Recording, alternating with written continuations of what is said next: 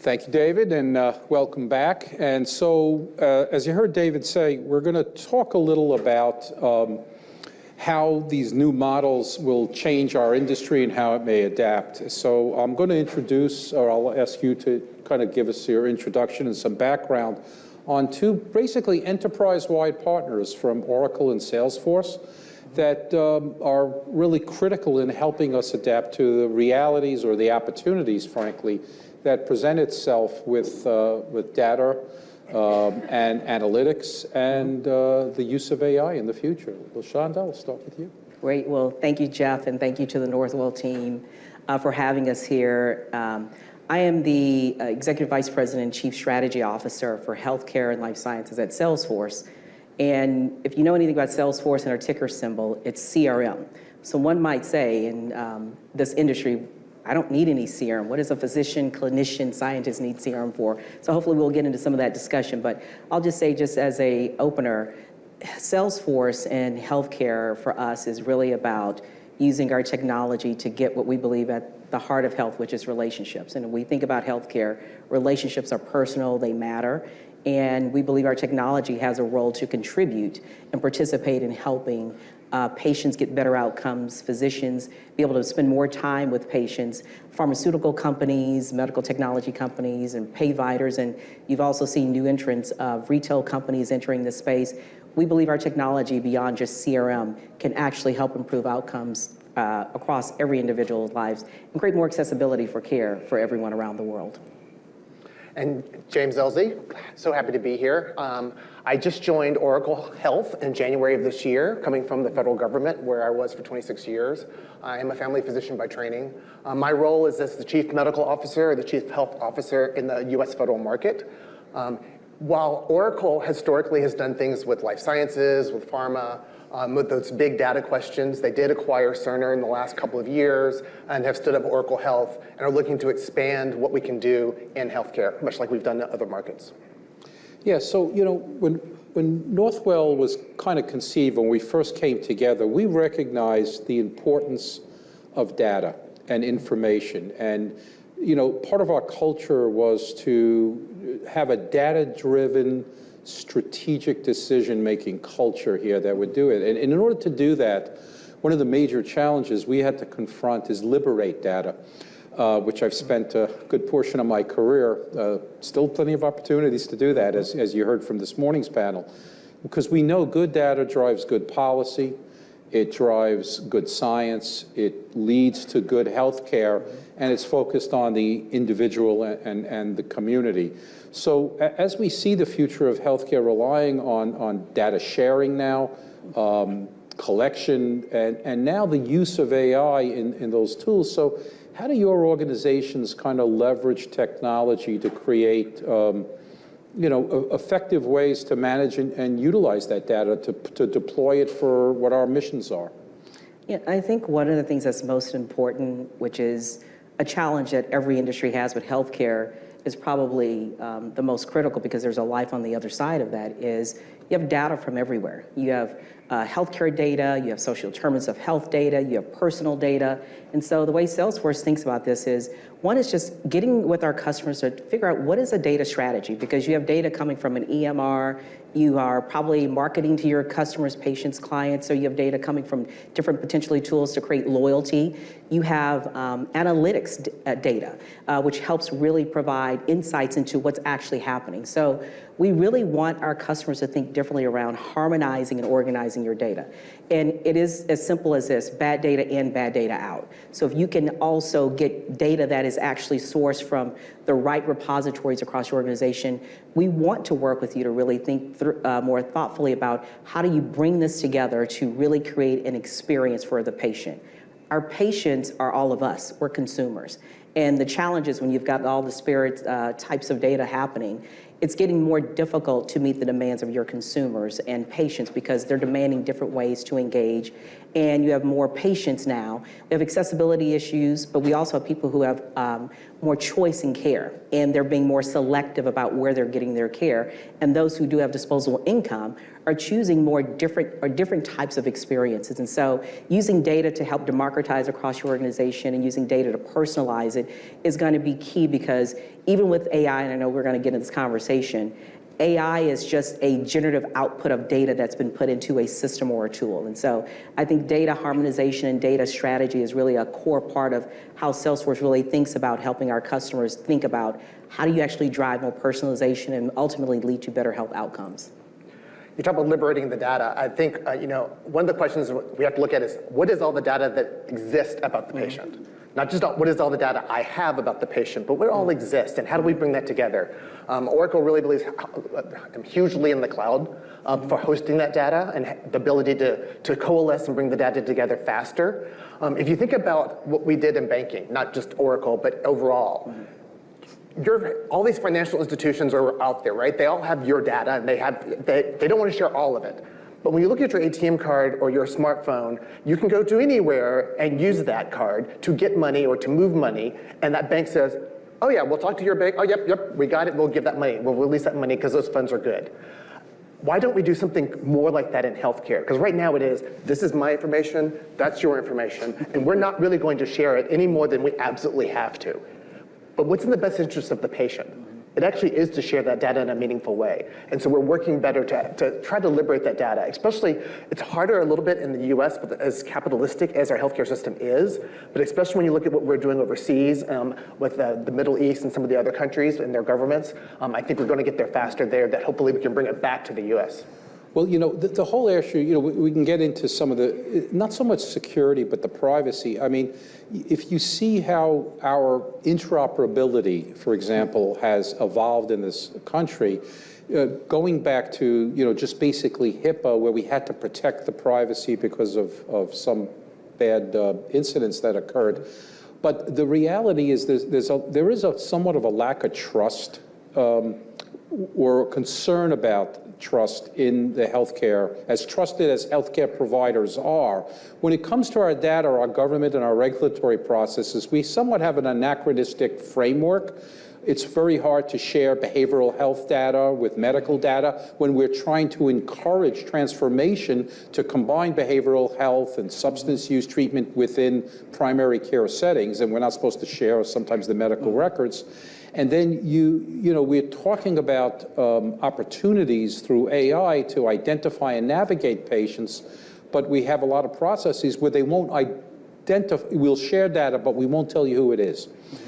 So how do you see that evolving? What do you think is a new framework to think about the future of let's say HIPAA or how we share data? What would we have to do to lubricate those relationships? I think. One, to create a world where everyone is incentivized to share. Let's be clear, we all share our data willingly with Amazon and Amazon Prime. Amazon knows more about us than we probably know about ourselves, and at one point we were willing to give them codes to our garages, our homes, to bring products, obviously not healthcare products, but just to bring products, personal products into our homes. And so I think the way we have to think about this is, how do we create a collective system? I'm going to go back to what James said. The financial services industry came together and said, we have to build a framework that aligns to how people want to engage with us, with no fear that I'm going to take your customer to my banking institution versus theirs. There's room for everyone. We all provide financial services, but different levels of services. And as we think about this in healthcare, it's really no different. So I think we have to find a model that is incentivized. And if we don't, you will see continued, I think, and we will use the word disruption or reimagining. Consumers will demand more. Why? Because we can. Why? Because we know there are new opportunities. Why? Because generations are going to change how we think about how health is actually delivered globally.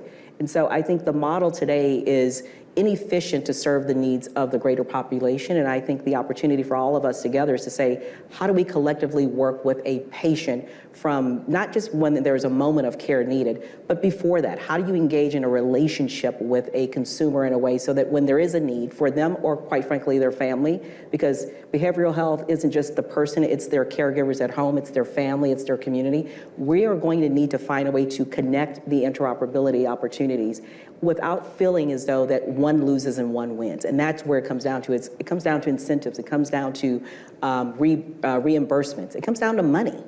And if we can put that aside, and obviously, I know that's a big part of, for-profit organizations, but put aside, how could we? And the technology, I think today, enables us to do that. But we have traditions, we have culture, and more importantly, it's hard. And James and I were talking earlier about different countries. Different countries outside of the United States have figured this out, albeit there's other things I think around how they think about innovation. There's a lot of things that we can improve on, but it's not to be impossible for us to figure this out as a community here in the United States. You talked a little bit about trust, and I think about trust on the AI side. This morning, some people talked about, some of the panelists, about the providers being able to trust the AI, that with the result that the AI gives them is actually meaningful. And I want to talk about bias from that standpoint. When we look at AI and machine learning, we've introduced a lot of bias into the samples that the machines actually learned that AI off of. Especially sampling bias is one of the big ones. A lot of our samples don't have adequate numbers of minorities in them. So then are we sure that you can extrapolate what the AI is trying to convince you to do that is actually the right thing to do? Something we saw in COVID was an assumption bias, and that we had x-rays, or machine learning was taught to read x-rays and be able to predict whether the person had COVID. Worked great in the adults, because it was based on adults. When they tried to extrapolate it to the pediatric population, it was overcalling way too much.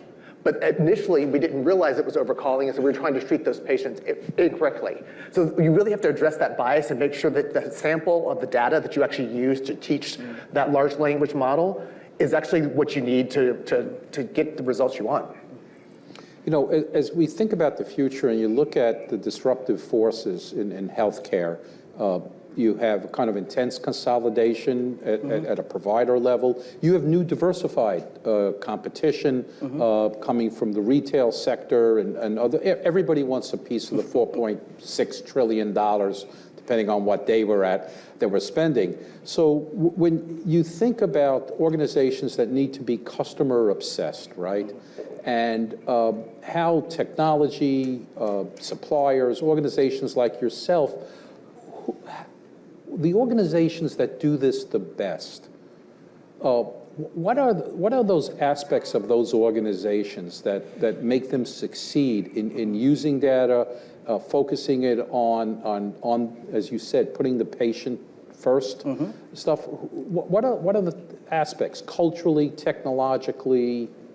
What other criteria you would say that organizations would succeed in this new environment that we see coming down the road? I think I would use the word, I said it earlier, reimagine versus disruption. Disruption means there is maybe some pain or discomfort on the other end. And so I think the word of reimagining, those who are thinking about what are the possibilities. Care should be able to be delivered from anywhere. Care does not just have to be delivered in the four walls of a health system. Care can also be delivered virtually, it can be delivered at home. And so I think those that are adaptable to how can care be delivered in a safe, personalized way so that all have access gives those, I think, organizations an opportunity to take advantage of the technology that exists today. I don't believe the technology is the problem. We got more technology than we've ever had in our lifetimes. The challenges we have, Jeff, I think, is about process, it's about culture, it's about us as humans. And we love to talk about putting the patient in the center, because that's at Salesforce, that's our position, is you put the patient in the center. So we think about CRM, forget the C as customer, put the patient. The patient, it's a relationship. It's managing that relationship. And so those that really can think about the journeys, the multiple types of journeys when you're delivering not only care to a person, but to their entire family that have social determinants of health. So those that can reimagine the world of the future and adapt to processes, workflows, and letting technology play the part it can, which is to help accelerate innovation, to accelerate engagement, but it does not take the place of a human person engaging with another human being to help understand what it takes or what needs to be true in order to deliver better care at the individual level. I think part of it is really the industry getting around and saying truly the patient is the ultimate customer. Because I feel often that sometimes the payer is really the customer, or sometimes it's the provider that's really the customer, and we don't all agree 100% of the time that it's about the patient. Yes. Classic, if you think of the average doctor's office, that's open 9 to 5, that's when people are working. So why is that your hours that you're actually, only hours you're working? You have to get off work to come to the appointment because that's when we're going to see you. That's not customer focused. So how do we as the healthcare industry truly say that everything we do is truly about the patient as the ultimate customer? Well, I think I'll just add on to that. That's been an emergence of these new models. New organizations, new businesses that have sort of been reimagined the industry to deliver care at all hours. When you have a personalized concierge, yes, I'll pay a premium to know that I actually have access. I have a person on the other end that if I have a need outside of 9 to 5, or if my kids or my parents need someone, I want to make sure that I am one phone call or one text or one digital way of engaging, and it's another human being, not necessarily just about AI, which is a different conversation. But I think this has been the surgence of new models to help us think differently about what does care really mean, and it means something different to everyone. My parents, they want to go see their doctor, even if it's 5 minutes in that office, they have that relationship. That trust is built with another human being. I'm hybrid, I'll use telehealth or in person, and my children, it's all virtual. They actually don't want to be in an office with a doctor because they want the flexibility. And so I think those that adapt to these different modalities and different generational needs are going to be able to sort of process through what reimagining needs to look like. And I think we're going to see more disruption, more reimagining, if you will, in the new years, because AI is going to drive a bit of that turbulence. And over the years, I've always said it's never been a more exciting time to be in healthcare, given all the changes that have occurred. And, I thought it was great 5 years ago, and it's like tremendous, today and frankly for the next 5 years. And so I'll ask you a little bit of a health policy kind of regulatory government if you were sitting in Washington and I think this is a federal issue here. You described this wonderful future about reimagining healthcare, all these opportunities we're going to have for patients, the quality of care.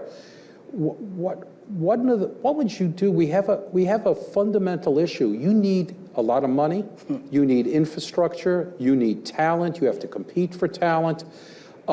There's just, that's why systems are formed to provide this. A single doctor in an office. And in New York State, we see a growing disparity between the haves and the have-nots, between the safety nets and the more successful, larger scaled health systems that are better resourced. The safety nets, of course, serving communities that are disproportionately reliant on federal or government dollars for reimbursement that fall short of making that. So if you were sitting in government and you wanted to kind of give the same opportunity to those organizations that are not a Northwell, what would you propose the government do as far as to make this available and to make it fair and equitable and to deal with, the inequities that we've seen? You're federals, you can go first. Yeah. It's a hard question. It is a very hard question. I don't have a magic pill for that one. From the federal side, it is looking at how we're distributing the dollars and what are the programs you've put in place, which ones are working and which ones, frankly, aren't working, and how do we make the ones that aren't working and helping those safety nets actually do what they need. I mean, I can think of one thing that the federal could really work on is the way residency programs are even done. They have an artificial cap on residency programs that goes back decades because of the way they've done the funding.